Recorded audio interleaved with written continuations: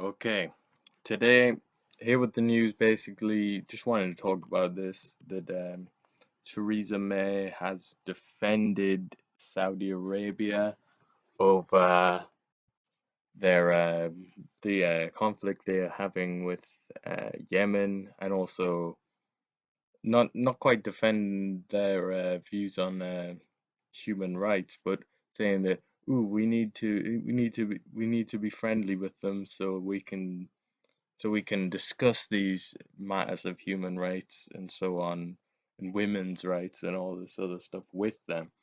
Well, I mean, I don't know how much that's gonna really make a difference. Just sort of dropping it in there. It's like they're only want these discussions so they can buy more weapons, more arms.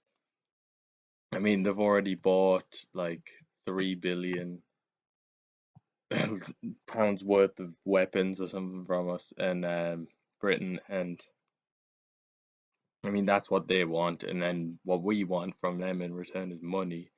So, I mean, I don't see what the point in being like, oh, we're giving all this money to Yemen as well in human aid, if we're just gonna, what's the point in giving money to Yemen for human aid if we're gonna sell arms to Saudi Arabia?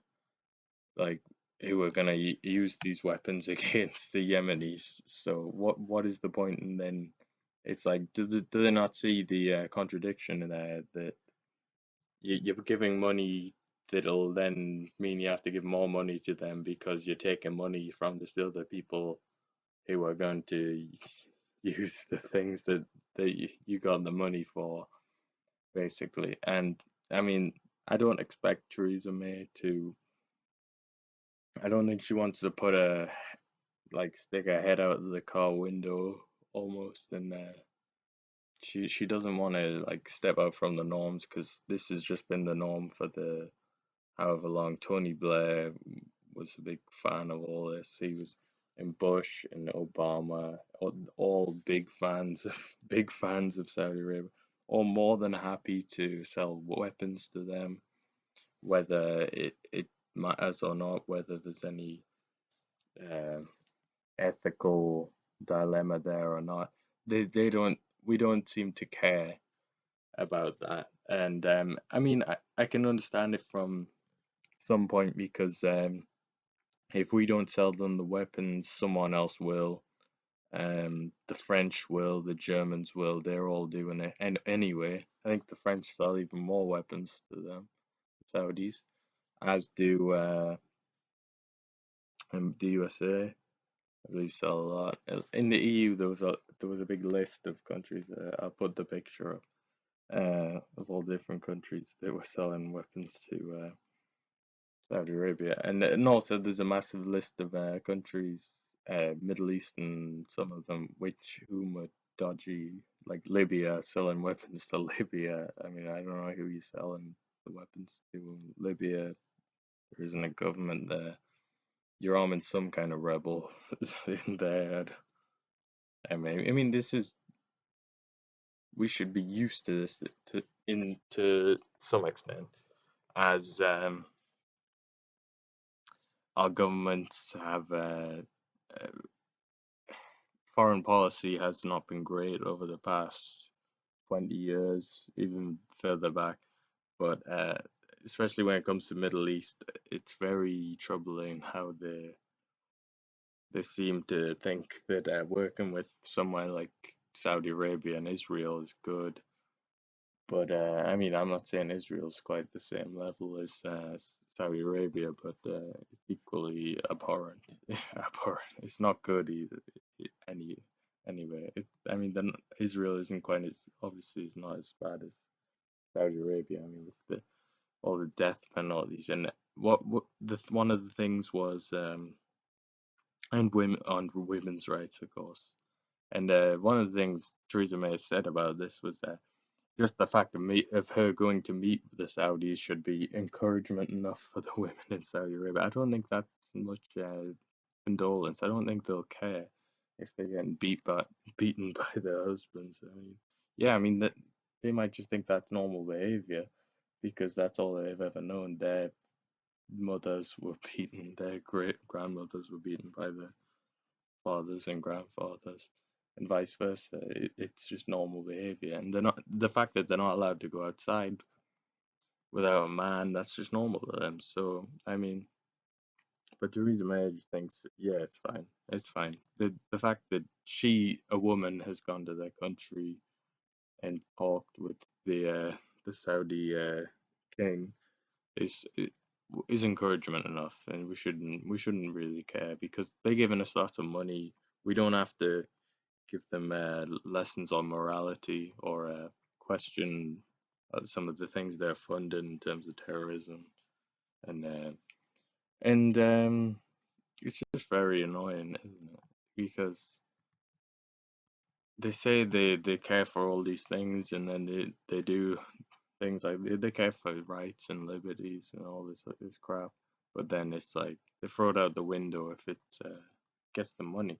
And she was also on a campaign to make friends with Jordan. I mean, I don't think Jordan's that bad. Jordan, as far as I know, is not a terrible country. I mean, they work closely with Israel and Saudi Arabia, I guess, but they're not evil like Saudi Arabia. Um, and yes, one of the things in Saudi Arabia that they were doing was arresting children and then beheading them once they became old, uh, adults or something. Yeah, there was some in the in.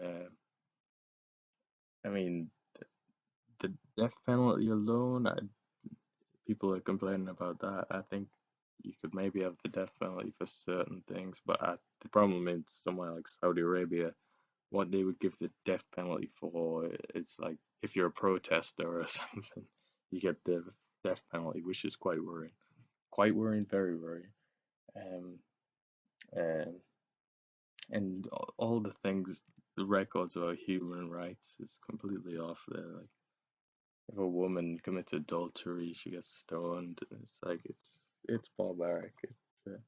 And yet we work with these people, and yet Assad and is a is a bad ruler apparently. Saddam Hussein was so bad because these guys were Gaddafi, Colonel Gaddafi was so bad because all these guys were trying to make their countries good, and modernize them and not rule their countries along for radical Islamists. And yeah, so she's pretty awful. Furthermore to this, just a last bit to wrap it up. She also meeting with the Jordanians in Jordan, with the idea to set up military bases in Jordan, and they say to help out with things like the migrant crisis, but it's really just clearly for Syria. And who knows what else? I mean, I'm not that pleased about that. I don't know why we should have military bases in other countries. I don't like that America has military bases in Britain or in all these other hundreds of countries that they have military bases, and I don't think that's quite how sovereign countries should be. That other countries have military bases in within their countries. It seems completely wrong. But and also it was 6.6 billion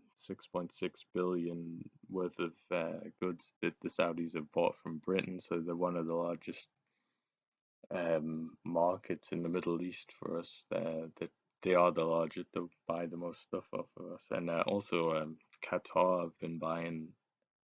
Agreed to invest a lot of money, and they've been putting a lot of money into Britain of late, which Qatar is a country I also don't like. Is that isn't doesn't have a great record of on human humanitarian rights. Uh, and I don't like these countries owning things in Britain.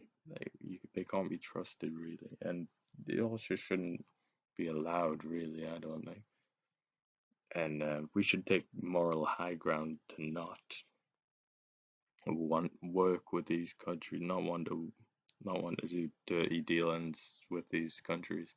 And if this is Theresa May's plan for Brexit is to become best friends with Saudi Arabia, not that we weren't already, and these other Gulf states, and I mean Jordan, not Jordan, but say Qatar, etc., and UAE, United Arab Emirates, and stuff. Maybe.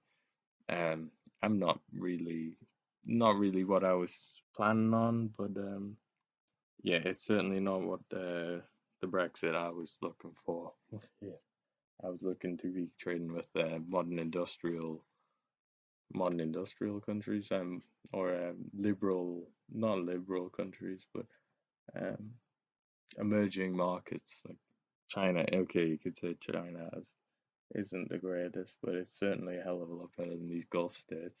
Um, Japan, Korea, Malaysia, uh, Brazil, other sort of South America, emerging markets that are good. America, Canada. Canada's not an emerging market, of course. I mean, but like established big economies in the world, Australia, New Zealand. I mean, New Zealand's not that big, but you know what I mean. That's why I thought Brexit was going to be. If it's like this, it's just. I mean, I didn't expect the political establishment to just completely change because of it, but it's certainly it's quite sad that this still goes on, and they still don't understand this, and they also the way they act towards Russia, like Russia is some kind of evil thing, evil. Vladimir Putin so evil, but they are with the Saudis, the Saudi royal family, and you know, it's very ironic that and I hate the position on Syria. It's so crap, and obviously the Russians are right, and of course Syria plays into this perfectly because who's funding all the Islamists in Syria is Saudi Arabia, another Gulf state. So you've got a lot of these things that. Anyway, to wrap up, I'm just sick of seeing these politicians virtue signaling on all sorts of uh,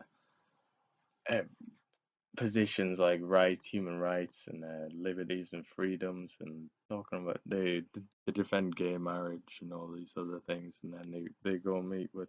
Not that I have any great love of gay marriage, but whatever. But if they say all these things about freedoms and refugees, and look, like yeah, refugees. Look at Saudi Arabia. How many refugees did Saudi Arabia take in? Like why? So why are we giving so much money to go towards helping refugees? Like, if make Saudi Arabia do something, why are they not taking them in? Because they think they're scum. They're like, because they're not true Arab. They don't see Syrians and Iraqis as true Arabs because they're mixed.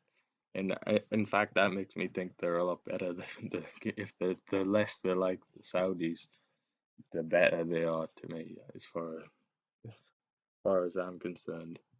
So, and